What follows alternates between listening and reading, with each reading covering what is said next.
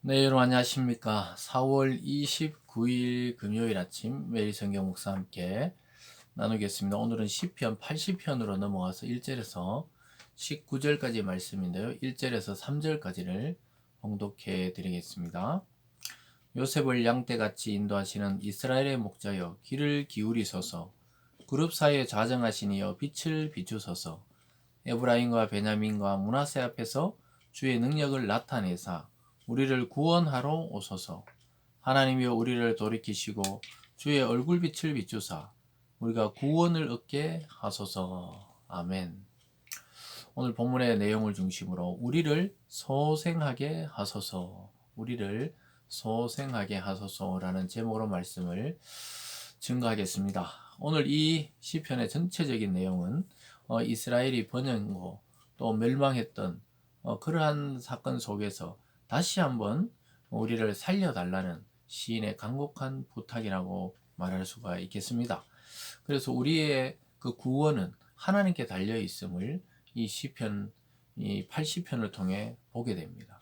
그리고 우리가 죄악과 또 세상 속에 빠져 있을 때조차 하나님은 우리를 주시하시고 계셨고 또 우리가 돌이키기를 원하시는 하나님이란 사실을 깨닫게 됩니다. 오늘 이 아침에 우리를 다시 살리시고 또 우리에게 다시 소생할 힘을 주시는 하나님께 나아가 은혜를 누리고 또 능력을 충만히 공급받는 이 아침이 되기를 주님의 이름으로 축원드립니다.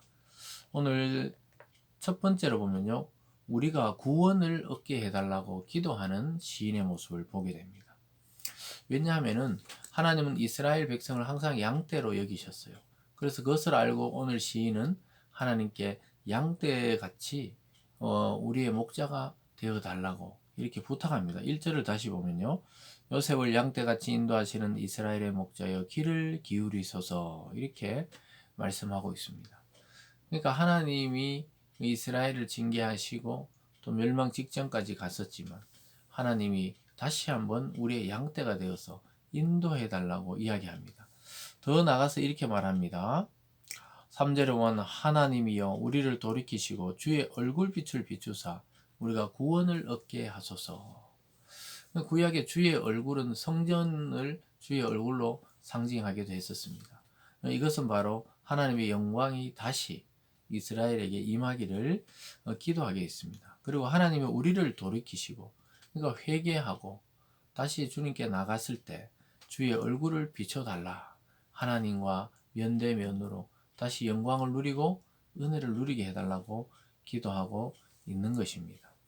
그래서 주님의 얼굴빛을 누구보다 가까이서 보기를 지금 이 시인은 원하고 있습니다. 저와 여러분도 우리가 주님의 뒷모습이 아닌 주님의 얼굴을 보기를 간구해야 됩니다. 그것이야말로 우리를 다시 구원시키는 원동력이 되고 또 그분의 얼굴이 우리에게 다시 비춰질 때 우리는 다시 그분의 자녀로 백성으로 살아가게 되는 것입니다. 4절에 보면 만군의 하나님 여호와여 주의 백성의 기도에 대하여 어느 때까지 노하시리까. 하나님의 그 노로 자기들이 지금 징계를 받고 있다는 거예요. 그 노하심을 끝내달라는 것이죠. 이제 좀 돌이켜달라 이렇게 기도하는 시인의 모습을 보게 됩니다. 5절에도 주께서 그들에게 눈물의 양식을 먹이시며 많은 눈물을 마시게 하셨나이다. 우리를 우리 이웃에게 다툼거리가 되게 하시네. 우리 원수들이 서로 비웃나이다. 만군의 하나님이 우리를 회복하여 주시고 주의 얼굴 광채를 비추사 우리가 구원을 얻게 하소서. 반복적으로 시인은 한 달락 끝날 때마다 우리를 구원하소서 이렇게 말씀하고 있습니다. 이 시편 80편이 계속해서 이 반복적으로 우리를 구원해 달라고 이야기합니다. 특별히 지금 진노 중에 놓여 있다고 시인은 말씀하고 있습니다. 진노 중에 있다는 것은 타국에 의해서 자기 자국이 멸망 직전에 있다거나 아니면 전염병이나 기근이나 어려움이 닥쳤을 때 징계받고 있다는 것이죠. 그래서 진노를 어느 때까지 하겠느냐 그쳐달라는 겁니다. 우리가 이 코로나로 인해서 지속적으로 계속해서 기도하며 이 재앙을 끝내달라고 교회들마다 기도하듯이 지금 그 하나님의 진노의 시간을 끝내달라고 이야기하고 있는 것입니다. 사랑하는 여러분, 그래서 우리는 행복하고 기쁠 때만 하나님께 감사드리거나 하나님을 찾는 게 아니라 이 시인의 마음처럼 고통 중에서 하나님의 얼굴을 볼 수 없고 하나님이 우리를 피해서 얼굴을 돌리신 것 같은 그런 때도 기도하라고 지금 요청하고 있는 것이죠. 왜냐하면 결국 우리의 구원이 하나님께로부터 나오기 때문입니다. 오늘 두 번째도 보면은 포도나무 비유에 대해서 이야기하고 있습니다. 그래서 주께서 시온의 포도나무다 이러는데 이스라엘을 포도나무에 비유하는 것을 보게 됩니다. 8절입니다. 주께서 한 포도나무를 애굽에서 가져다 민족들을 쫓아내시고 그것을 심었나이다. 네, 이것이 바로 출애굽과 가나안 정착의 과정을 한마디로 포도나무를 옮겨 심은 것으로 비유하고 있는 것입니다.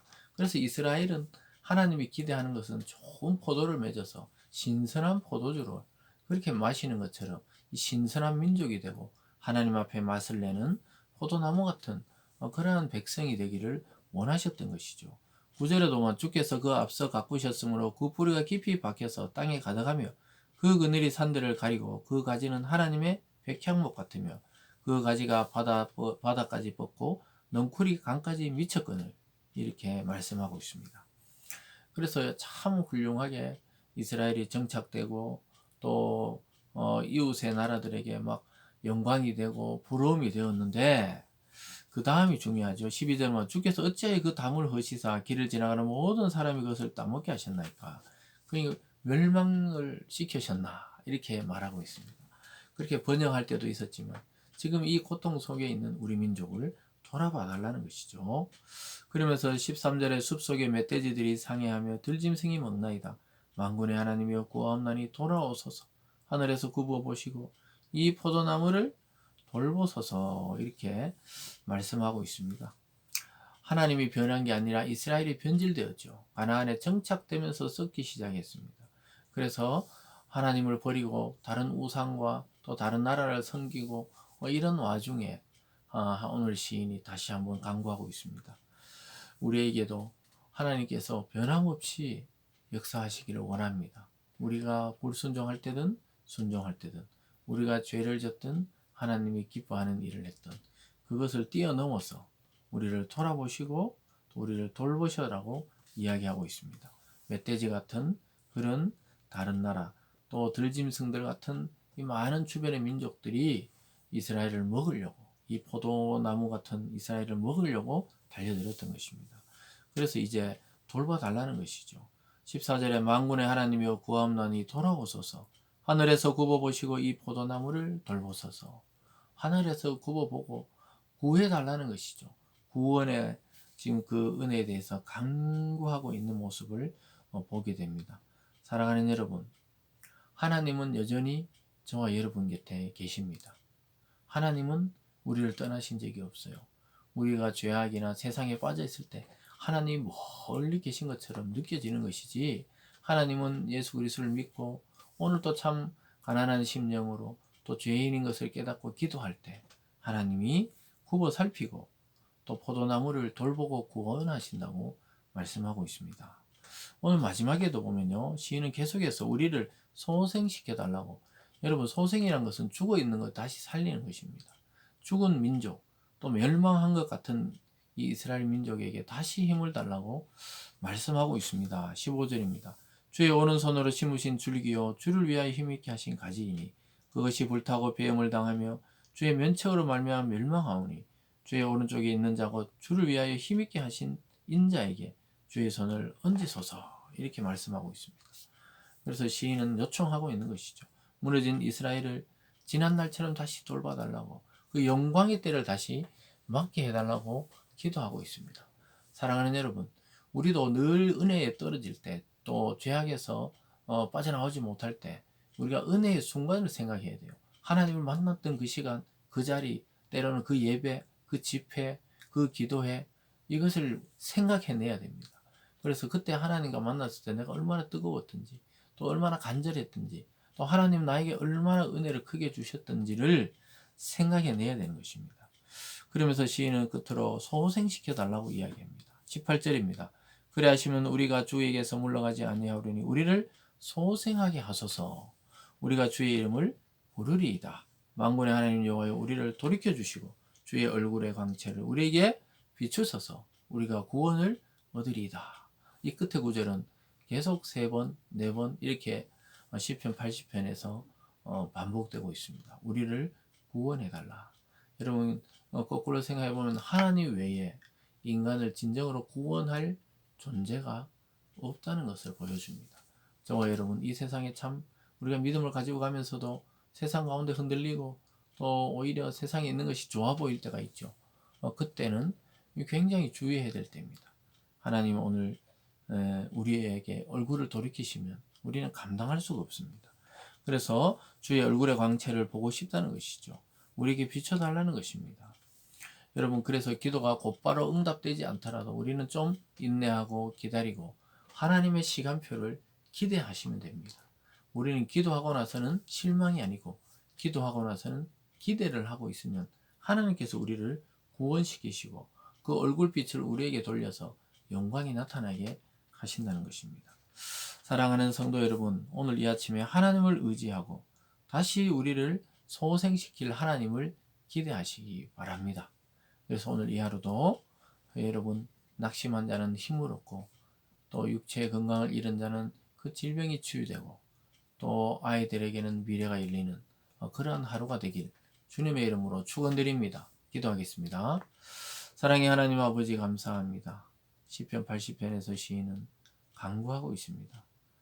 정말로 하나님 나라를 간구하고 하나님의 얼굴을 다시 보기를 원하고 있습니다. 하나님 우리에게도 그러한 믿음을 주시고 간구하는 소망을 주셔서 하나님을 버리지 않도록 도우시고 하나님을 끝까지 따라 순종하는 믿음의 사람들 다 될 수 있도록 복내려 주시옵소서. 감사드리며 예수님 이름으로 기도드리옵나이다. 아멘.